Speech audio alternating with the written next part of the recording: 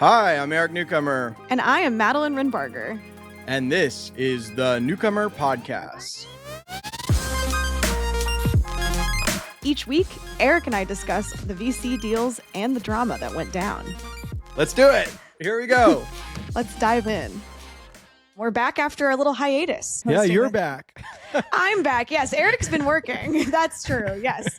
Eric's been very busy recording multiple podcasts while I've been away. I'm making Madeline steer the ship now, so we're on a new experiment. I'm just here along for the ride. Oh my gosh, hardly. Well, happy to be back. It's been, I had a good little break, got to have a little Thanksgiving long weekend, but here we are. This episode is presented by Brex, the financial stack that founders and VCs can truly bank on. Imagine what your founders could do with their runway if they had a banking solution that had no minimums, no transaction fees, and 20 times the standard FDIC protection. Plus, they could earn an industry-leading yield while maintaining access to funds whenever needed. Brex simplifies financial services for startups so they can focus on building. Connect your portfolio to the financial stack that 1 in 3 U.S. venture-backed startups already use. Check out brex.com/banking-solutions. We start with deals, right? What's your favorite deal this week? Tenstorrent, which builds chips and open source software to power AI companies. They do have an office also in my hometown of Austin, Texas. So shout out in Austin company. Yes, biased media. It's always how do these bias. Get picked? Oh, Austin deals get preference. No. $693 million though. That's pretty big. It's a pretty sizable round. It's a Series D. And what I found really interesting about it was the participation from, Jeff Bezos jumping into the chip game. We have to have all of our tech leaders making an AI chip play right now. So it sounds like among many, this perhaps is a really big bet by Bezos Expeditions. They weren't the lead. The lead in the deal was the South Korean technology firms, AFW Partners and Samsung Securities. LG Technology Ventures also joined the round. So a lot of corporate backing with this one. I'm always excited to see Silicon investing in real technology. I mean, who isn't going to cheer for America getting its act together in chips? Silicon Valley investing in silicon? Exactly. It's what we were born to do. And, obviously the rise of NVIDIA, it goes without saying, has got everybody excited. It also goes without saying that this is a very hard category to get right. Sure, venture capitalists think in long time horizons, but still, I think they want payback in 10 years, ideally, and chip companies can take quite some time. So I don't know. If I was maximizing return as a venture capitalist, I don't know that I'd be deploying into these chip companies. But, as someone who stands to benefit from the technology in, 20 years, certainly happy that people are spending their money this way.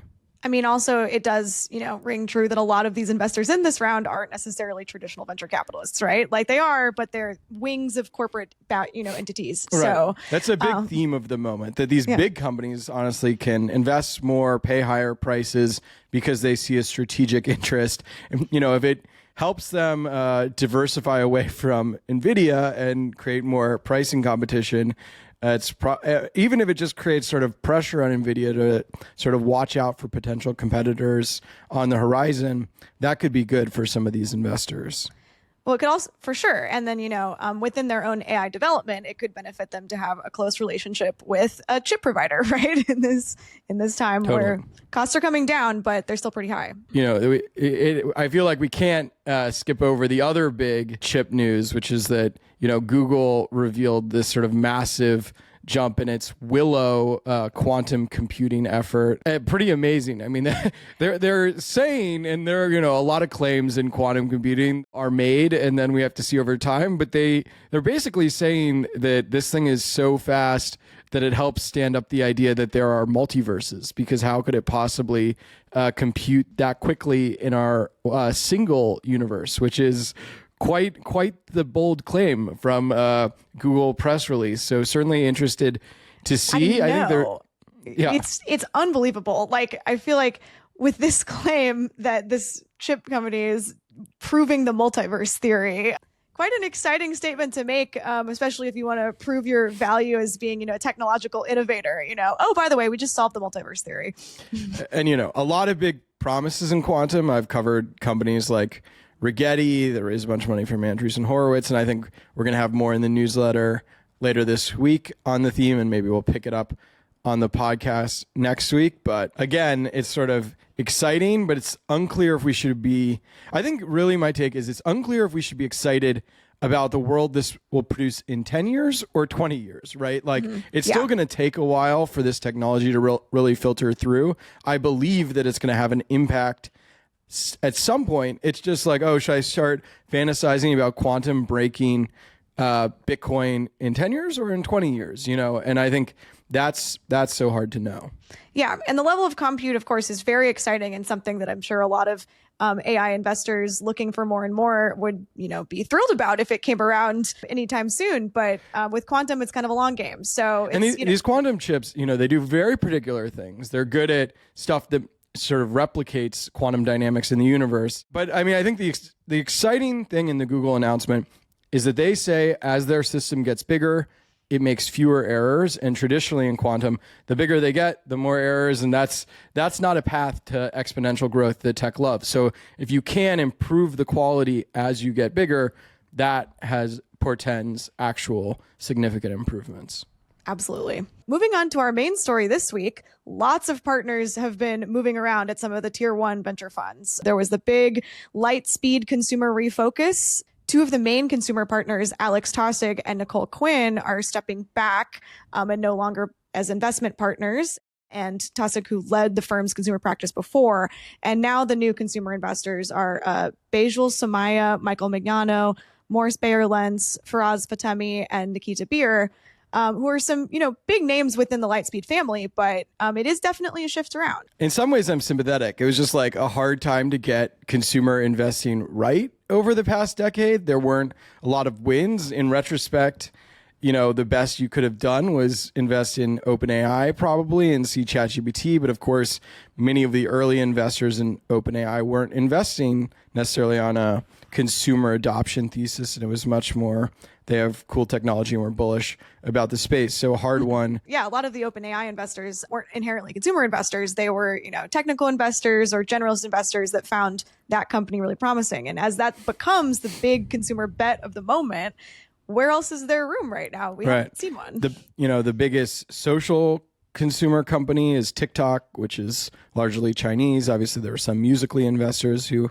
have stakes and late stage American investors who bet on that, but a hard one for sort of Lightspeed venture capitalists. I mean, I don't know that this is sort of a total failure, though.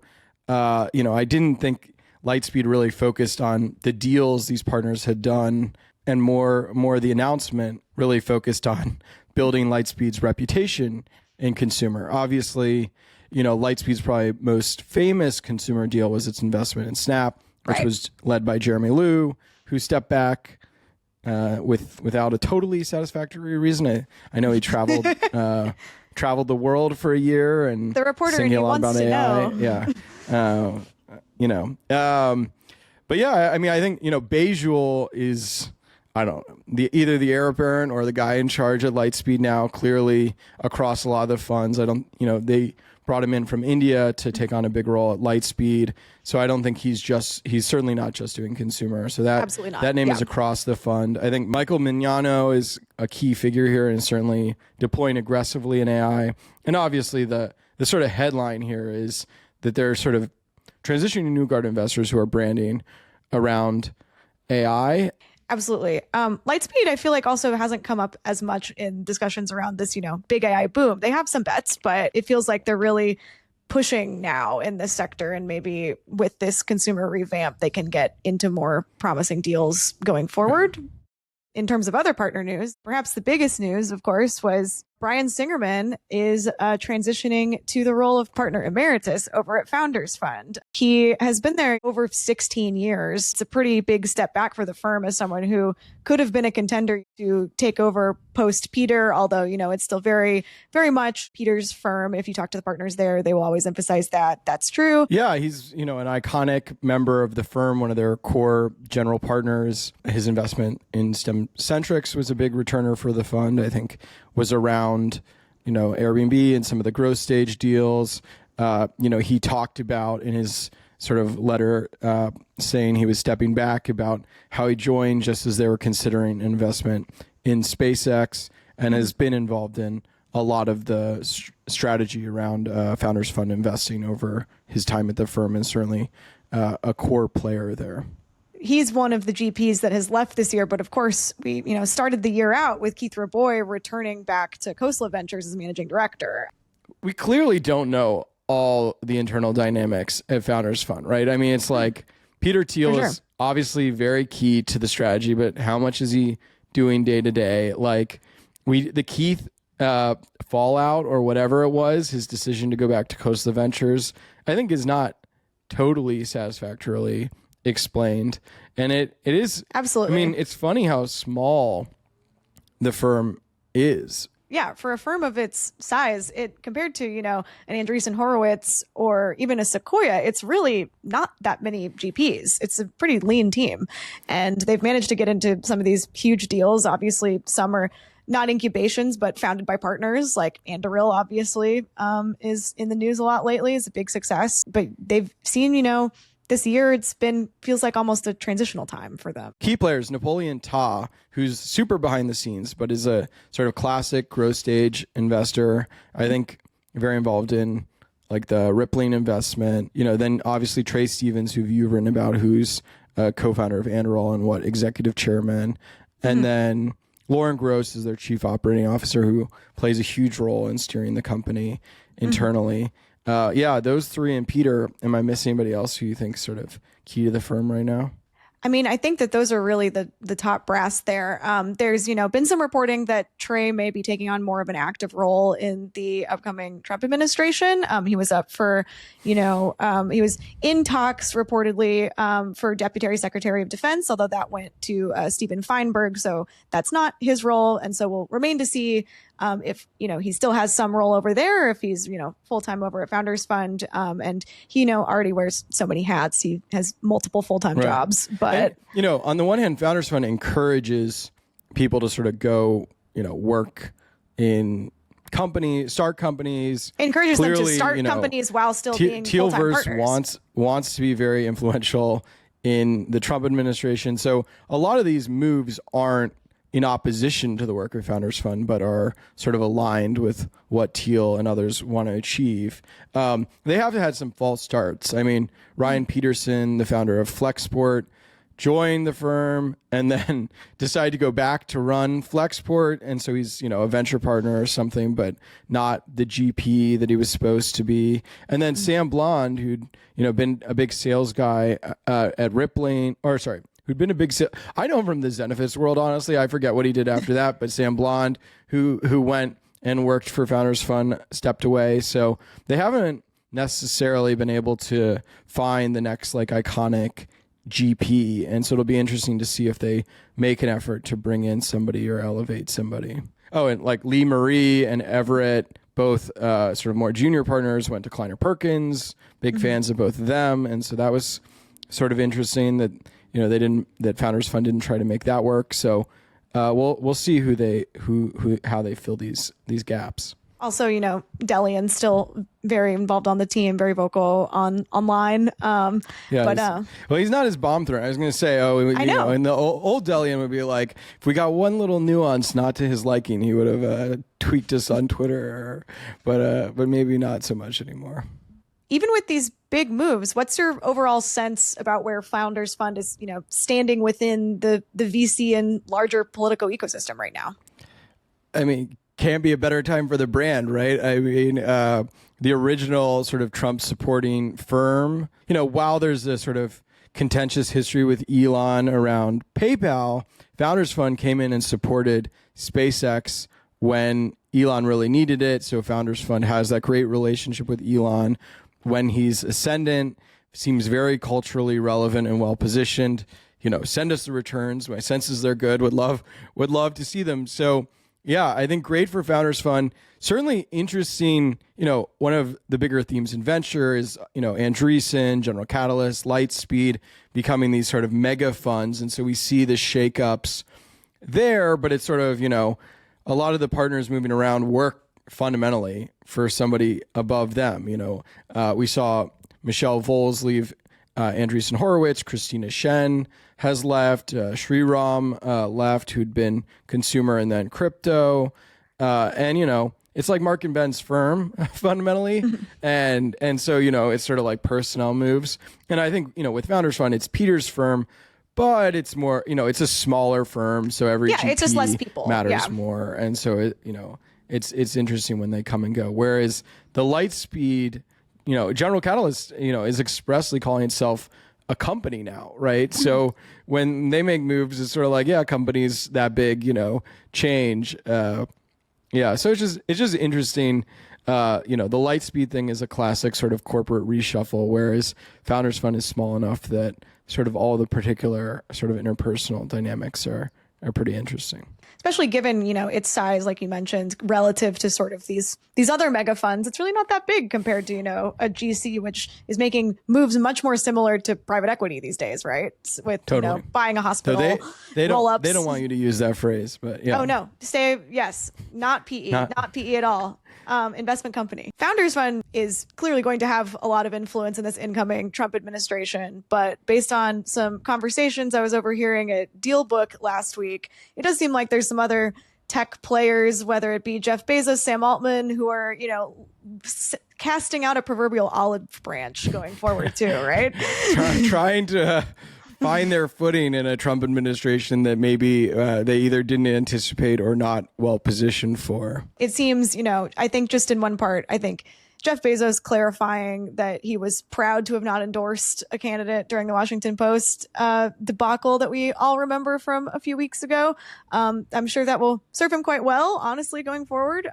But maybe savvy business decision, but from a paper decision, the timing, we discussed it already in the newsletter as well, but it was fresh to hear him, double down on stage last week. We also had, Sam Altman having total faith in Elon Musk and his close connections to this incoming conversation. Yeah, I think to touch on both of those things, we had Sam Altman and Jeff Bezos, I think both sort of, wish casting or being like, Elon's not going to use his relationship with Trump to hurt us, even though like Blue Origin is, competing directly with SpaceX and Elon's been pretty rude about Blue Origin. I think Sam Altman is being, very optimistic or putting on a very optimistic face, I would say, that Trump will be friendly to OpenAI when, Elon is literally suing OpenAI, thinks they shouldn't be able to become a for-profit company and, is all in on his XAI competition. So who knows what's inside of Sam and Jeff's heart of hearts and whether they really believe that Trump is going to be fair to them and Elon is going to be fair to them, or if this is sort of hopeful, wishing for the best ahead of the administration taking over. Well, let's not forget also Google's Sundar Pichai was also on stage. And he has some, interests that directly compete with Elon Musk world as well with, Waymo and their investment into Waymo and self-driving. And Sundar was the one when he called Trump, I think Elon was like in the room. It's like you can't even get to Trump without Elon in the supervising your call, which is just brutal. I mean, the editorial thing with Jeff Bezos, just you mentioned that, and I can't help but weigh in. I have such conflicting points of view, As the head of the Newcomer editorial board, what are your thoughts? I'm very happy to run a media company where the publisher, owner, editor-in-chief is the same person, so we don't have this weird sort of incoherence between sort of the editorial outlook of the publication and the ownership. I mean, I think, it's antithetical, though, to the brand that the Washington Post has built up for the owner to be meddling in opinion, and certainly the way he did it right before the election, while I guess tactically smart for Jeff Bezos, was a big blemish, for the Washington Post. And to some degree, it sort of signifies that Jeff Bezos has, much bigger priorities than protecting, the Washington Post brand among sort of the media elite. But yeah, still think it was a bad decision, but certainly looking tactically savvy in a world where Trump won, and he can sort of show that as a way that he was trying to stay preemptively friendly to Trump. And it'll cut him some good points potentially with, Elon Musk too, and his Department of Government Efficiency and his voice in the president's ear. Chips, Trump, and venture capital. We've covered it all. Those are, I feel like, some of the big hits. I'm sure we'll be talking more about, Jeff Bezos, Sundar Pichai, Sam Altman cozying up to Trump and trying to navigate Elon much more on the podcast. And then, excited to be back talking about chips more next week as we sort of look through the history of quantum startups and see what that might say for how people spend money. See you next week. See ya.